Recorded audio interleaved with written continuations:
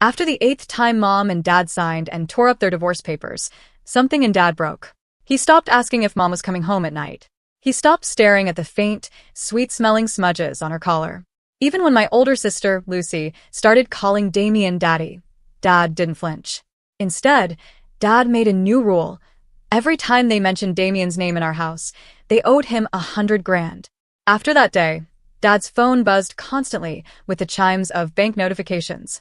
When Mom brought up divorce yet again, Dad was eerily quiet. Damien's suicidal, Leo, Mom said, her voice tight with that familiar, exhausting urgency. I can't just watch him die. But I promise you, we'll get remarried in 30 days, as soon as the cooling-off period is over. After they filed the paperwork at the courthouse, Dad sat me down on the edge of his bed and showed me his phone. The account balance was a long, surreal string of numbers. I'm leaving this place, Tony, he whispered, his hand resting gently on my shoulder. Do you want to come with me? Where are you going? Mom's voice cut through the quiet bedroom from behind us. Dad quickly slid his phone into his pocket. Nowhere, Dad said, his voice flat. Tony just wanted to get those honey-glazed ribs from the diner downtown. Mom frowned, pinching the bridge of her nose. Stop acting like a child, Leo. Today is our anniversary. Let's all go out together. I saw the faint, mocking twist of Dad's lips. So, she actually remembered. But the gold chain Mom had bought for Dad's anniversary present was already hanging around Damien's neck. No, thank you, Dad said. Your little assistant will probably throw another fit if we do. Damien, the man who had supposedly been on the verge of ending his life just hours ago, had been brought back to life by Mom's soothing words. Right now, he was downstairs, laughing and playing video games with Lucy. But Dad really was different now. In the old days, he would have screamed at Damien, thrown tantrums at Mom and Lucy, pacing the house like a wounded animal caught in a trap. Now, he just quietly took my hand and led me out the front door.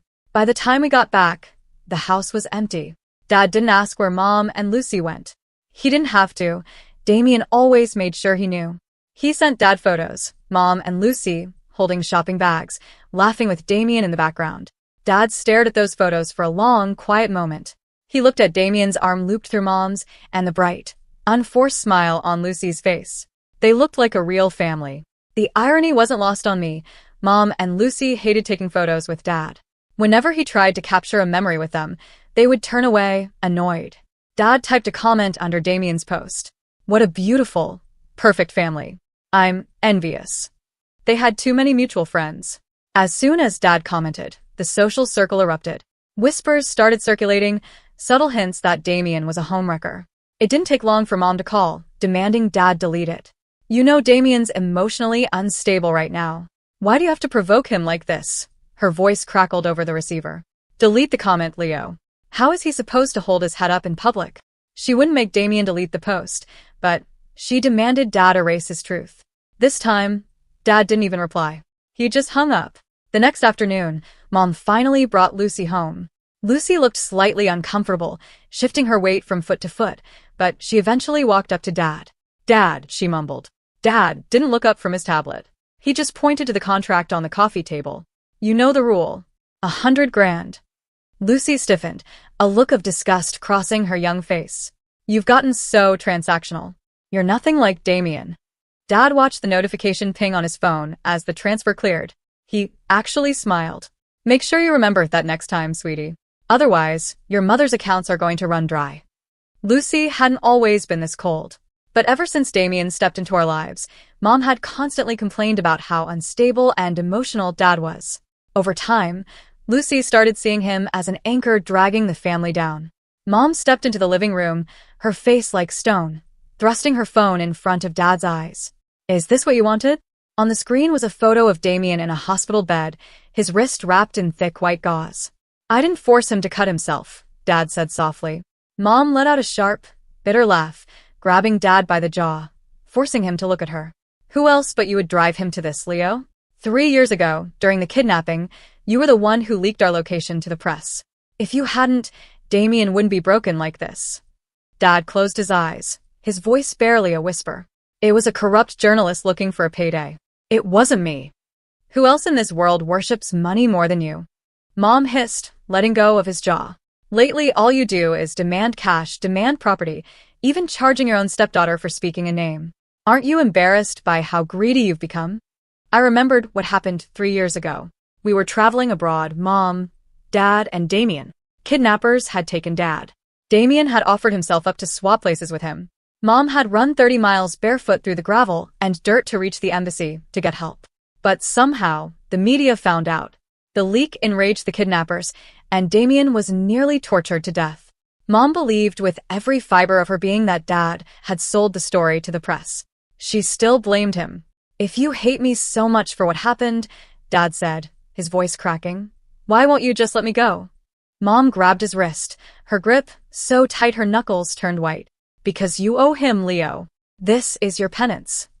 She paused, her voice shaking with old grief. "I tried to believe you were innocent, but every time I look at Damien, I remember how terrified he was, yet he still traded his life for yours. And I can never forget that while Damien was being tormented by those monsters because of that leak, you were sound asleep on a comfortable chair in the embassy lounge." Dad's entire body went rigid. "Dora, I was drugged, Enough." Mom cut him off, her eyes flashing with disgust. "I don't want to hear another word about how you ran 30 miles to save us. It's pathetic. Do you really think we still believe your lies?" She didn't believe him. She never would. Instead, she demanded he apologize to Damien. Dad's pride was the only thing he had left. "Why should I apologize for something I didn't do? Damien almost died because of your greed," Mom said, her voice dropping to an icy whisper. "And now you've got your friends attacking him online. You will apologize, Leo." Lucy stood on the stairs, looking down at us with cold, detached eyes. "Just apologize, Dad. Damien really is the victim here." Dad let out a dry, hollow laugh. "And what makes you think I ever would?" Mom slid a black card across the glass table. "I know why you're hoarding cash, Leo. Your father's liver cancer is stage 4. You need the money for his clinical trials." She looked at him, completely detached. "Apologize publicly, and this card is yours." Dad stared at the black card. The silence in the room grew heavy, suffocating. Slowly, agonizingly, Dad bowed his head. Lucy immediately pulled out her phone and started a video call with Damien. "Damien, Dad's finally going to apologize to you." Dad watched her jump up and down with joy. He stared at his daughter for a long time. It seemed the only time Lucy ever smiled these days was when Damien was involved. That night, Mom coordinated with her company's PR department to set up a live-streamed apology. When the news broke, Damien's friends began posting petty, vindictive messages on social media. "Some people will sell their dignity for a check. You reap what you sow. Should have thought about the consequences before you ruin someone's life." I was so angry reading them that I took Dad's phone, wanting to fire back. But Dad gently took the phone from my hands and deleted my drafts. "I've been dragged through the mud for 3 years, Tony. A little more won't kill me." I looked at him, my throat tight. Dad kissed my forehead. "Once Grandpa's surgery is done, we're leaving. For good." The apology was scheduled for 2 days later in Damien's VIP hospital room.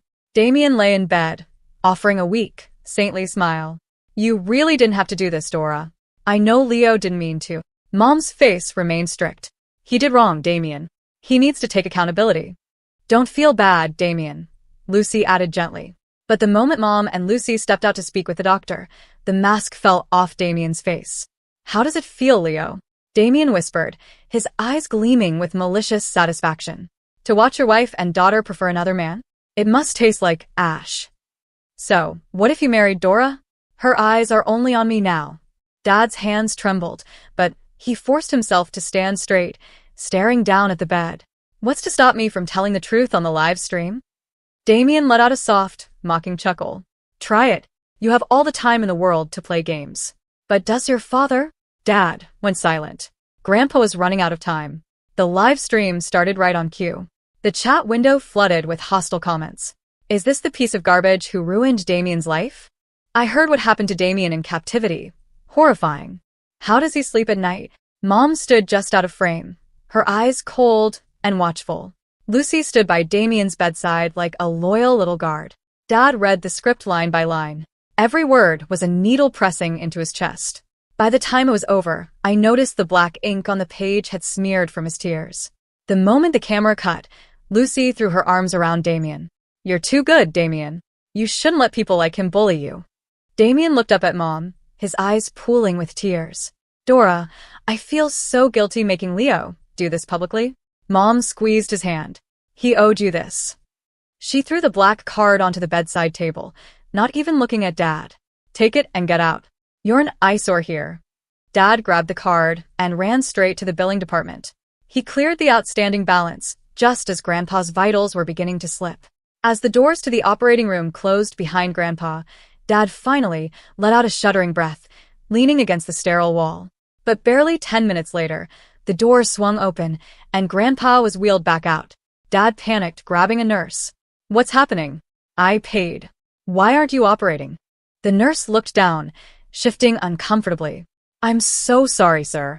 The administration just ordered Dr. Evans to transfer to the VIP wing immediately to consult on another patient. There's nothing we can do. Her words felt like a physical blow to Dad's chest. What patient could possibly be more urgent than my father?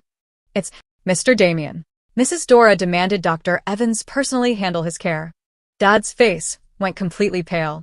Dr. Evans is the leading specialist in hepatobiliary oncology. My father has terminal liver cancer. No one else can perform this resection.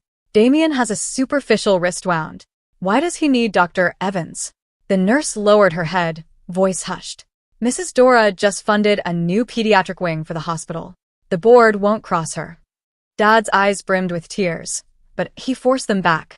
He marched out to the quiet corridor and called Mom. Her voice came through, sharp and annoyed. What now, Leo? Dora, please. My dad's surgery can't wait. Please let Dr. Evans come back. Mom didn't even let him finish. Damien is in a fragile state, Leo. I brought Dr. Evans in to evaluate his psychological distress. Your father's surgery can be handled by any other surgeon. Dad's voice was shaking violently. Dr. Evans is his primary oncologist. He knows my dad's chart inside and out. I'm begging you, Dora. Just let him finish the surgery, and I will do whatever you want after. Anything. Then, Damien's voice drifted through the receiver in the background. Dora, it's so sad that Leo uses his own father's health to get your attention. There are hundreds of doctors in this hospital, yet he insists on the one specialist you called for me. It's so transparent. Mom's tone turned completely frigid. Damien is right. I can't believe you'd stoop this low, Leo. You're pathetic. I'm not lying to you, Dad cried out. Please, Dora. But she was already done listening. Enough. How many lies do you expect me to swallow? Damien told me you've used your father's illness as an excuse dozens of times before. I guess he was right. You haven't changed at all. The line went dead. Dad stood frozen, the phone slipping from his hand as if all the life had been drained from his body.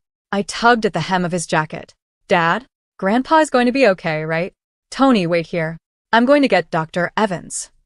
Dad wiped his face quickly, kneeling down to look at me before turning to run toward the VIP wing. I saw Mom and Lucy take the elevator in the adjacent building. Then I ran after Dad. When I rounded the corner, I saw him. 2 security guards were blocking him from entering the VIP suite. Please, just let me see Dora, Dad pleaded. Mrs. Dora's orders. One guard said flatly. No one enters without her authorization. But then, the suite door swung open. It was Damien who stepped out.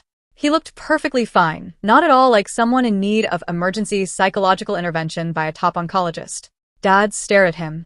Tell Dr. Evans to go back. My father is dying. Damien smiled, pulling Dad gently past the threshold, out of sight of the guards. But my mind is so troubled, Leo. I need Dr. Evans to sit and talk with me. Since tomorrow is the final day of our 30-day divorce cooling-off period, I might as well tell you the truth, Damien whispered, his eyes dancing with malice. 3 years ago, the kidnapping, the leak, all of it, I set it up. I had to build a wall between you and Dora. She loved you too much, you see. She didn't leave any room for me. Dad's face shattered. You're a monster. I just wanted what was mine, Damien sneered. And you wouldn't let go. Footsteps echoed down the hallway. Damien leaned closer, his voice dropping to a venomous purr. Oh, and by the way, your father hasn't actually received his regular treatments for the last 2 weeks. He's not going to make it. A broken family, a dead father. Consider this my little gift to you. With a raw, animalistic cry, Dad grabbed Damien by the hair and slammed his head hard against the drywall. The sound of Damien's skull colliding with the drywall cracked through the sterile hallway. Damien let out a sharp shriek, falling to the floor, instantly clutching his head as blood beaded on his forehead. Leo, what are you doing? A piercing scream echoed from the elevator bay. Dora and Lucy rushed forward, their faces twisted in horror. Dora pushed Dad away so hard he stumbled back into the metal chairs, while Lucy immediately threw herself over Damien, sobbing. He's crazy. Mom, he's trying to kill Damien. Lucy shrieked, her eyes darting toward Dad with pure hatred. Dora stood between Dad and Damien like a shield, her chest heaving. Leo, you're a monster. I knew you were greedy, but to assault a patient in a hospital? You've completely lost your mind. Dad didn't even look at Dora. His eyes were fixed on the double doors of the VIP suite, where Dr. Evans was just stepping out, looking bewildered. Dr. Evans. Dad's voice was completely hollow, stripped of all anger, leaving only a desperate, dying plea. My father. Please. He's in cardiac arrest. The surgery. Don't you dare command my doctors. Dora barked, slapping Dad's hand away as he tried to reach for the physician. Dr. Evans is staying right here. Damien is bleeding, because of you. Right then, the emergency alarm on the floor below began to blare. A red light flashed near the elevators. My phone vibrated in my pocket. It was a text from the ICU nurse. Patient went into flatline. We couldn't stabilize him. I'm so sorry. The phone slipped from my fingers, clattering onto the linoleum floor. Dad, I whispered, my voice choking on tears. Grandpa's gone. Dad froze. The frantic, desperate energy that had consumed him for hours suddenly evaporated. A terrifying, absolute silence washed over him. He looked at the floor, then at Dora, who momentarily looked uncomfortable under his empty gaze. Are you satisfied now, Dora? Dad asked softly. Leo, don't try to guilt-trip me with your theatrical lies. Dora started, but Dad simply turned around. He took my hand, his palm icy cold, and walked away. He didn't look back at the shouting, the doctors, or his daughter. The 30-day cooling-off period ended the next morning at 9 a.m. Dad stood at the courthouse door before it even opened. When Dora arrived with her lawyers, expecting a fight, Dad simply took the pen and signed the final decree without reading a single page. As he handed the papers back, he looked at Dora one last time. You wanted your penance. It's paid in full. Do not ever look for us again. 3 months later, the city of Lubumbashi was a distant memory. Dad and I had relocated across the country to a quiet, coastal town. Everyone in our old circle thought Dad was entirely ruined, a penniless beggar discarded by the wealthy Dora. But they had forgotten the golden rule Dad had established. Every time Damien's name was mentioned, they owed him 100 grand. Sitting on the balcony of our new home overlooking the ocean, Dad opened his laptop. The screen illuminated a private Swiss banking interface. Because Dora and Lucy had used Damien to torment Dad thousands of times over the last 2 years, the automatic transfers had quietly accumulated into an astronomical fortune, upwards of $80 million. Combined with the liquid assets Dad had carefully pulled from his own investments before the divorce, we were wealthier than Dora's company itself. Tony, Dad said, handing me a glass of fresh juice. Your grandfather's dream was always to establish a foundation for terminal cancer research. Tomorrow, the Kapanga Foundation goes live. For the first time in 3 years, Dad's face looked relaxed. The deep lines of stress were gone. He was eating well, exercising again, and his eyes had regained their brilliant spark. Meanwhile, back in the city, Dora's world was beginning to subtly shift. With Dad completely gone, there was no one left to blame for the dark clouds in the house. Dora threw herself into preparing a lavish wedding for herself and Damien, wanting to prove to the high society circles that she had finally found true happiness. But at the pre-wedding dinner, Lucy casually remarked, "This food is terrible." Honestly, even when Dad was being annoying, he at least knew how to manage the catering staff properly. Damien just lets them do whatever. The moment the word Dad left Lucy's mouth, she automatically reached for her phone to check her banking app, a lingering habit from Dad's transactional rule. Then she paused, her face falling. Oh, I forgot. We don't have to pay anymore. Dora looked at the empty seat at the head of the table where Leo used to sit, enduring their insults in silence. A strange, cold pang pierced her chest, but she quickly brushed it away, squeezing Damien's hand. The honeymoon phase didn't last. Within 6 months of the marriage, Damien's true colors began to seep through the cracks. Without Dad to act as his punching bag, Damien's deep-seated insecurities turned inward toward Dora's estate. He began demanding executive power in Dora's logistics firm, mismanaging funds, and treating the staff with volatile arrogance. One evening, Dora walked into the study to find Damien screaming at an IT technician. "I don't care what the firewall logs say. Erase the external server archives from 3 years ago completely." Dora frowned, stepping inside. "Damien? What archives from 3 years ago?" "That was